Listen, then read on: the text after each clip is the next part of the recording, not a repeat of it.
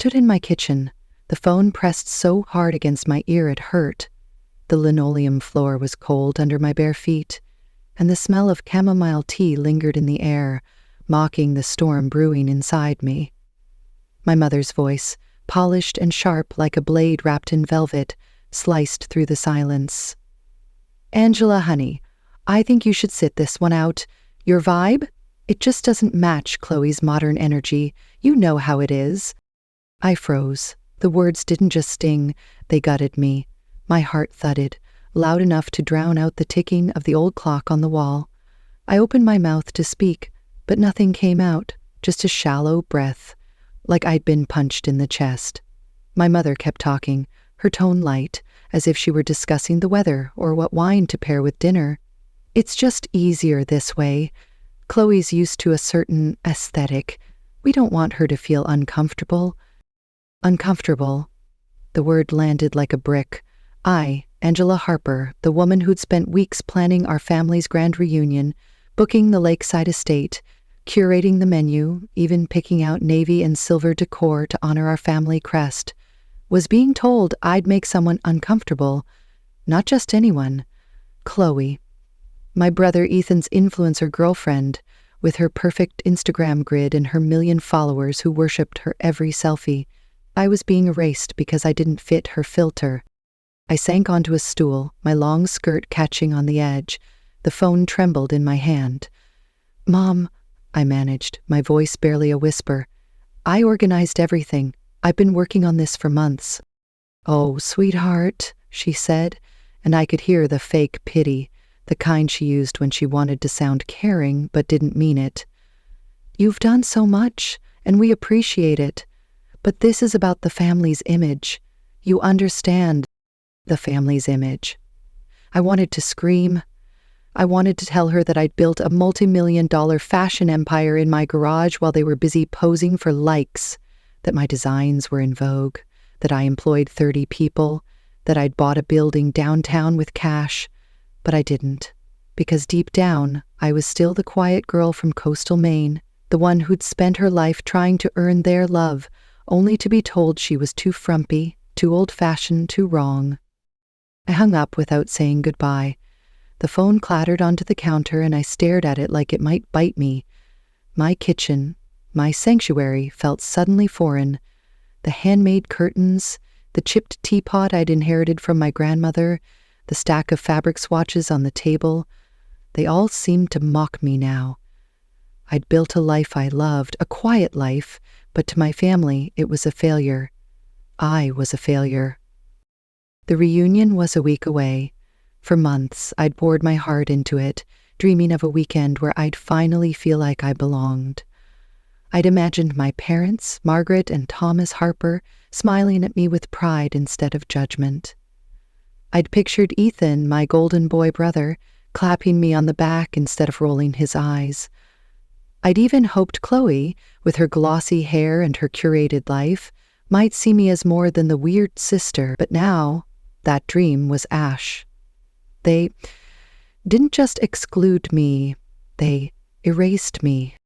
I walked to the window, the Maine dusk painting the sky in bruised purples and oranges.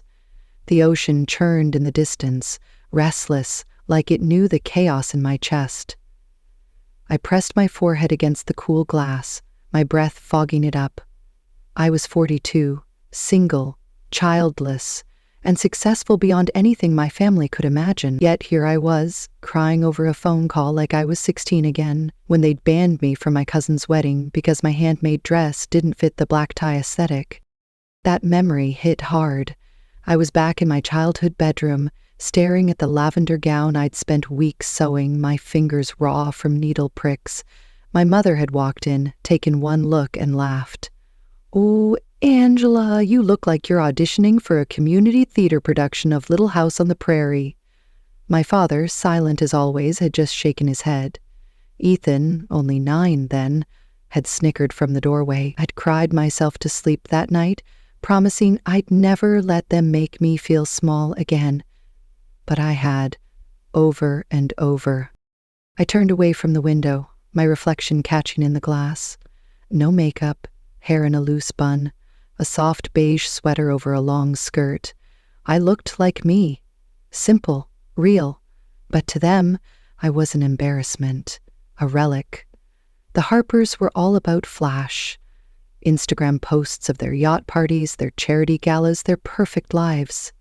My parents were socialites, always chasing the next invitation to an exclusive event. Ethan was their star, a tech entrepreneur who never actually succeeded but looked the part in his tailored suits and sports cars. And Chloe?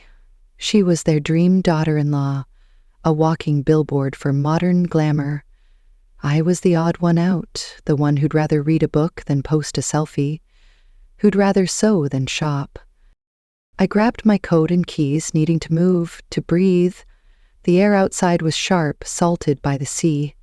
I climbed into my old Jeep, the one I'd driven since college, and started down the winding coastal road.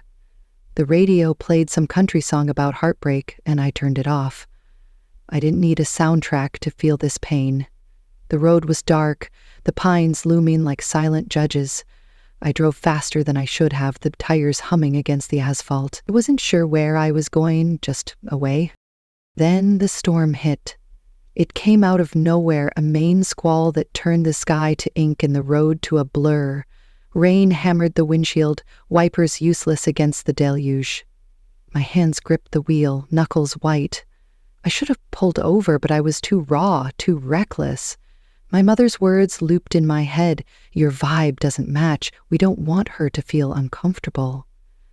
I didn't see the truck until it was too late. Its headlights blinded me, swerving into my lane. I yanked the wheel, tires screeching, but the Jeep skidded off the road, plunging down a steep embankment. Branches snapped, metal groaned, and my scream was swallowed by the storm. The world spun, glass shattered, and then nothing. Just darkness and the distant howl of the wind. When I came to, my head throbbed, and something warm trickled down my temple. Blood. The Jeep was tilted, wedged against a tree. The driver's side door crumpled. Rain poured through the broken windshield, soaking me. My phone was gone, lost in the wreck. I was alone, injured, and stranded in the wilderness, miles from help. Panic clawed at my throat, but I forced it down. I'd survived worse than this. I'd survived my family. I fumbled for the seatbelt, my fingers numb. It clicked free, and I crawled out through the passenger's side, gasping as the cold hit me. My left ankle screamed when I put weight on it. Sprained, maybe broken. I leaned against the Jeep, rain mixing with the blood on my face. The road was somewhere above me, but the embankment was a muddy, treacherous climb. I could stay here, wait for help, but in a storm like this, no one would find me until morning, if I lasted that long. I started climbing. Every step was agony, my hands slipping on wet roots, my skirt tearing on thorns. The wind howled, and I could barely see through the rain. Halfway up, my foot caught, and I slid back, slamming into a rock. Pain exploded in my ribs, stealing my breath. I lay there, mud caking my skin, and for a moment, I wanted to give up, to let the storm take me. But then I saw it, my mother's face, smiling for the cameras at the reunion, pretending I didn't exist. Ethan's smirk as he toasted with Chloe. My father's silence, always his silence. I got up, I climbed, and when I reached the road, I kept walking, limping through the dark until headlights finally cut through the rain. A trucker, bless him, pulled over, his face pale when he saw me, bloody, soaked, barely standing. He wrapped me in a blanket and drove me to the hospital, asking questions I didn't answer. I didn't need to explain. The pain in my body was nothing compared to the pain in my heart. At the hospital, they stitched my head, bandaged my ankle, and told me I was lucky to be alive. Lucky. I almost laughed. I didn't feel lucky. I felt like I'd been chewed up and spit out, not just by the crash, but by the people who were supposed to love me. As I lay in the sterile bed, the IV dripping into my arm, I made a promise. Not to them, but to myself. I was done shrinking, done apologizing for who I was. If my family thought they could erase me, they were about to learn just how wrong they were. But that was only the beginning. The crash was the first crack in my world, but it wasn't the last. My family's betrayal would cut deeper, and the dangers waiting for me, saboteurs, stalkers, lawsuits, would test me in ways I never imagined. I didn't know it yet, but I was about to discover what I was truly made of. And they were about to regret ever calling me frumpy. This opening chapter sets the stage with high stakes and emotional intensity, hooking Western audiences with a relatable yet dramatic narrative. The car crash adds immediate danger, while the family's betrayal taps into universal themes of rejection and resilience. Angela's introspective voice, paired with vivid main imagery, creates a cinematic feel tailored for American, Australian, and British. The chapter ends on a cliffhanger, promising more conflict and leaving readers curious about Angela's next move, her family's reaction, and the looming threats to her empire. The hospital room smelled of antiseptic and regret. I lay in the stiff bed, the IV needle pinching my arm, the hum of fluorescent lights buzzing like a swarm of angry bees. My head throbbed where they'd stitched the gash above my temple, and my sprained ankle was wrapped so tight it felt like a handcuff. The doctor had called me lucky. 6 stitches, a sprain, and some bruised ribs, but no broken bones. Lucky. I wanted to spit the word back at him. Lucky was a family that loved you. Lucky was not crawling out of a wrecked Jeep in a Maine monsoon, blood mixing with mud, after your own mother told you you didn't belong. I stared at the ceiling, counting the tiles to keep my mind from spiraling. 37, 38. The clock on the wall ticked past midnight, each second a reminder that the family reunion was happening without me. Right now, at the lakeside estate I'd chosen, my parents were probably sipping champagne, toasting Ethan and his perfect girlfriend, Chloe. I could see it so clearly. My mother, Margaret, in her tailored silk dress, laughing too loud. My father, Thomas, nodding along, his silence louder than words. Ethan, all charm in tailored suits, arm around Chloe as she posed for another Instagram story. And me? I was here, alone, a ghost they'd erased. The nurse came in, her sneakers squeaking on the linoleum. "You need anything, hun?" she asked, adjusting my IV. Her voice was kind, but I shook my head. What I needed, she couldn't give me. I needed a family that didn't make me feel like a stranger in my own skin. I needed to stop caring what they thought. I needed to be someone else. Someone who didn't cry over a phone call that shattered her heart. When she left, I reached for the plastic bag on the chair where they'd stuffed my torn clothes and wallet. My phone was gone, probably lost in the wreck, but I found something else. A crumpled business card, tucked in my wallet's inner pocket. Harper Threads, Angela Harper, Creative Director. I traced the embossed letters with my thumb, the weight of it grounding me. This was mine, not theirs, not Ethan's failed startups, or Chloe's filtered selfies, or my parents' endless quest for status. Harper Threads was my empire, built from sleepless nights and sore hands, from a second-hand sewing machine and a dream no one believed in but me. I closed my eyes, and the memory came unbidden. 7 years ago, I was 35, laid off from a soul-sucking marketing job in Portland. The company called it restructuring, but I knew the truth. I was too quiet, too plain, not shiny enough for their glass-walled offices. I came home to my tiny cottage, sat on the floor, and cried. Not because I loved the job, but because it felt like the universe was confirming what my family had always said. I wasn't. And that night, I made a choice. I could wait for another cubicle to trap me, or I could build something of my own. I chose the latter. I started small, in my garage with fabric scraps and patterns I'd sketched on napkins. I designed clothes that felt like home, soft cottons, timeless cuts, sustainable fibers, that didn't scream for attention but whispered confidence. I didn't post about it, didn't tell my family. I just worked. My hands bled from needle pricks. My back ached from hunching over the machine. but every finished piece felt like a victory. Within a year, I had clients, real women, not influencers, who wanted clothes that fit their lives, not a trend. By year 2, a boutique in Camden carried my line. By year 5, Harper Threads was in high-end stores across the Northeast, featured in Vogue for redefining quiet luxury. Now, at 42, I had 30 employees, a downtown office I owned outright, and a net worth that would make Ethan choke on his artisanal coffee. But I never told them, because I didn't need their applause, or so I thought. The hospital door creaked open, snapping me back. A man in a sheriff's uniform stood there, his hat in his hands. "Miss Harper? Sheriff Danvers. Mind if I asked you a few questions about the accident?" I nodded, sitting up despite the pain in my ribs. He pulled a chair over, his boots scuffing the floor. "You said a truck forced you off the road. Can you describe it?" I tried to picture it through the rain and panic.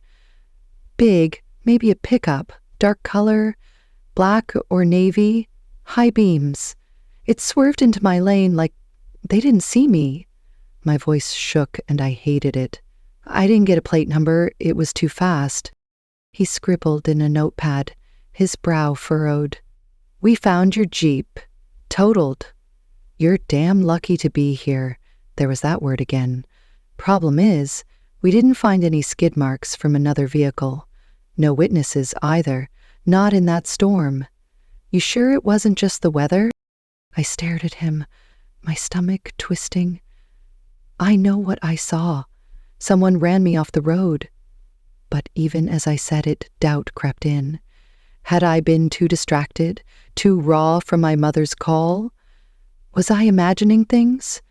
The sheriff's eyes were kind but skeptical, and I felt that old, familiar shame, like I was making a fuss over nothing. "We'll look into it," he said, standing. "Get some rest. You've been through hell." He left, and the room felt smaller, the walls closing in. I clutched the business card tighter, like it could anchor me. Someone had forced me off that road. I wasn't crazy, but the seed of doubt was there, and it grew in the silence. The next morning they discharged me. My assistant, Sarah, picked me up, her freckled face pale as she helped me into her Subaru. "Jesus, Angela, you scared the hell out of us," she said, glancing at the bandage on my head. "What happened?" "Bad night," I said, managing a weak smile. I didn't tell her about my mother's call or the truck. I didn't want pity. Sarah drove me home, chatting about work to fill the silence. "Orders piling up, a new boutique interested in our line?" I nodded, but my mind was elsewhere. The reunion was tonight. My family was celebrating without me, posting their perfect moments for the world to see. And I was here, bruised and broken, wondering if I'd ever stop feeling like the odd one out. Back at my cottage, I hobbled inside, the familiar smell of lavender and old wood wrapping around me like a hug. Sarah insisted on staying, but I sent her home. I needed to be alone. I sank onto the couch, my crutches clattering to the floor. The quiet was heavy, but it was mine. I reached for my laptop, ignoring the pain in my ribs, and opened Instagram. I knew I shouldn't, but I couldn't stop myself. There it was, the Harper family, radiant in front of the lakeside estate. My mother all pearls and poise, holding a wine glass. My father in the sweater I'd bought him last Christmas, smiling stiffly. Ethan, his arm around Chloe, both of them glowing like they'd stepped out of a movie. The caption hit me like a fist. The Harpers, complete at last.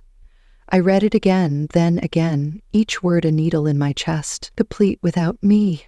I scrolled through the photos, 20 of them, each one a perfect tableau of joy. I wasn't in a single frame, not even a mention. But the comments were worse. "Gorgeous family. So happy for you all." My mother had replied to each one with heart emojis, her digital smile as fake as her love. I slammed the laptop shut, my breath ragged. I wanted to scream, to throw something, to drive to that damn estate and demand they see me. But I didn't. Instead, I limped to the backyard, grabbing a stack of old family photos from a box in the hall. I piled them in the fire pit, the one I'd built with my own hands, and struck a match. The flames caught fast, curling around snapshots of birthdays, Christmases, moments I'd once cherished. I watched them burn, the heat stinging my eyes, and whispered, "I'm done." But I wasn't done, not really, because the next day the world started to crack open, and I realized my family's betrayal was just the beginning. It started with an email from Sarah, marked urgent. "Call me. Now." I dialed her, my heart pounding. "What's wrong?" "It's Nordstrom," she said, her voice tight. "They're pulling out of the deal. Some rival designer, Vivian Cole, swooped in with a cheaper line, claiming she got the idea from you. Angela, it's a $5 million contract. If we lose this, we're screwed." I felt the floor tilt. Vivian Cole. I'd met her once, at a trade show. She'd sneered at my hippie dresses, but her eyes had lingered on my sketches. And then I remembered Chloe's Instagram story last month, a vague post about supporting local designers with a photo of my studio in the background. She'd been in my office, snooping while Ethan distracted me. Had she tipped off Vivian? The timing was too perfect. I hung up, my mind racing. This wasn't just a business deal. It was sabotage. Someone was trying to take down Harper Threads, and Chloe's fingerprints were all over it. I limped to my desk, pulling up Vivian's website. There they were, my designs, tweaked just enough to avoid a lawsuit, but unmistakably mine. I wanted to call my lawyer, but another email popped up, this one from an unknown sender. No subject, just a single line. "You're not as invisible as you think." Attached was a photo of me, taken yesterday, limping out of the hospital. My blood ran cold. Someone was watching me. I locked the doors, checked the windows, my pulse hammering. The sheriff's words echoed. No skid marks, no witnesses. Had the truck been an accident or something more? I didn't know who to trust, but I knew one thing. I wasn't safe. Not from my family, not from whoever was stalking me, not from the vultures circling my company. I sat there, the weight of it all pressing down, until my eyes fell on a small wooden box on my desk, my grandmother's box. I opened it, pulling out her letter, the one she'd written when I was 15, after another family event where I'd been ignored. "Real gold never screams to shine," she'd written. "One day they'll see." I folded the letter, my resolve hardening. They'd see all right, but not the way they expected. I wasn't just Angela Harper, the quiet sister, the frumpy disappointment. I was the woman who'd built an empire from nothing, who'd crawled out of a wreck and kept going. They thought they could erase me, but I was about to show them how wrong they were. I picked up the phone and called Sarah. "Get the lawyers, we're fighting this. And find out everything you can about Vivian Cole." As I hung up, a text came through, from an unknown number. "You can't hide forever." I stared at it, my heart in my throat, but I didn't flinch. Whoever was coming for me, they'd find out what I was made of. And so would my family. The fire in the backyard had died to embers, but inside me, a different fire was burning. I stood at my window, the Maine night stretching out before me, the ocean whispering secrets I was only beginning to understand. My family thought they'd written me out of their story, captioned me gone with a few cruel words in a viral post. They were wrong. I wasn't just a footnote in their perfect picture. I was the author of my own. Harper Threads wasn't just a business. It was proof that I didn't need their love to shine. The threads, the sabotage, the shadows watching me, they weren't the end. They were the forge, shaping me into something stronger, something they'd never see coming. I turned from the window, my grandmother's letter still in my hand. Her words were my armor now, her faith my shield. The road ahead was dark, lined with dangers I couldn't yet name. A rival stealing my work, a stalker closing in, A family that would rather see me fall than admit they were wrong. But I wasn't afraid. Not anymore. They'd pushed me to the edge, thinking I'd break. Instead, I'd found my power, and when the time came, when they stood before me, begging for what I'd built, I'd decide who deserved a place in my world. Until then, I'd fight. For my company, for my name, for the girl who'd once believed she wasn't enough. This was my story, and I was just getting started.